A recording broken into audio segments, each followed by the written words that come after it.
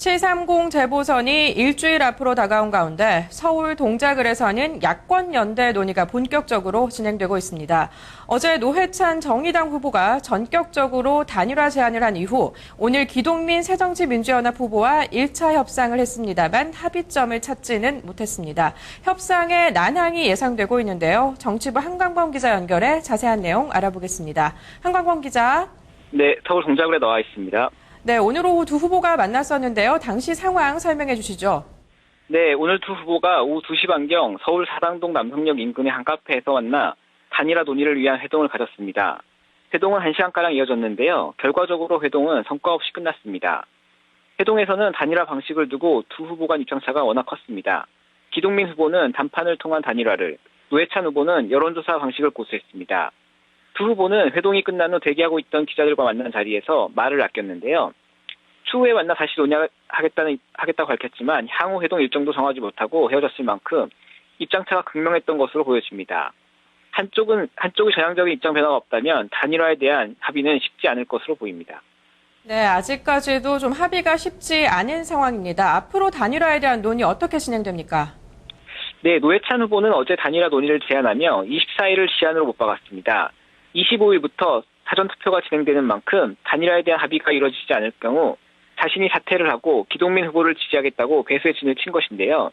현재로서는 실제 노회찬 후보의 전격적인 후보직 사퇴 가능성도 배제하기 어려운 상황입니다.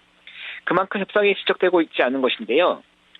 오늘 아침 노회찬 후보는 기자들과 만났을 때 기동민 후보가 제안을 받아준 것에 대해 환영한다는 입장을 냈다가 이내 기동민 후보 측에 불편한 감정을 드러내며 태도를 바꿨습니다. 이유는 기동민 후보 측이 자신이 제안한 여론조사가 아닌 단판 방식을 역제안했기 때문인데요. 그는 단판 방식에 대해 가위바위보에 빗대기도 했습니다. 기동민 후보 입장에서도 난감한 상황인 것은 마찬가지인데요. 전략 공천을 받은 상황에서 정작 당이 애매한 태도를 보이고 있기 때문입니다. 새정치연합은 후보 간의 문제라면서도 동시에 후보 측에 협상 정권을 주는 데는 난색을 표하는 무책임한 태도를 일관하고 있는 상황입니다. 네, 그렇습니다. 협상 시한이 초미의 관심사입니다. 이 기동민 후보 같은 경우는 단판을 제안했고 노회찬 후보는 이 여론조사 방식을 제안했는데 시간이 좀 촉박할 것 같습니다. 아름다운 단일화 가능할까요? 현재 기동민 후보 측과 새정치연합이 여론조사를 거부하는 가장 큰 이유가 바로 시한이 촉박하다는 주장인데요. 노회찬 후보는 내일 아침 9시까지 여론조사를 합의한다면 당일 조사도 충분히 가능하다고 반박하고 있습니다. 결국 이를 두고 밤새 협상이 진행될 것으로 보입니다. 노회찬 후보는 여론조사 방식이 어렵다면 공정성과 객관성이 담보되는 제3의 방식을 역제안해달라고 요구했습니다. 단판 방식은 공정성과 객관성이 없고 사실상 자신의 양보를 요구하는 것이기 때문에 이를 수용할 수 없다는 것입니다. 기동민 후보도 난감한 상황입니다.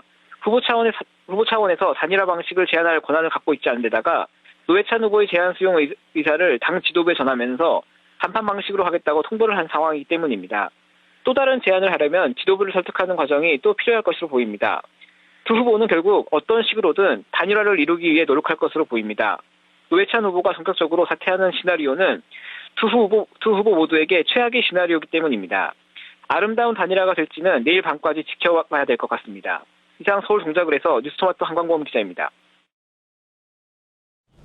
네, 7월 23일 뉴스통이 준비한 소식은 여기까지입니다. 오늘도 시청해주신 여러분 고맙습니다.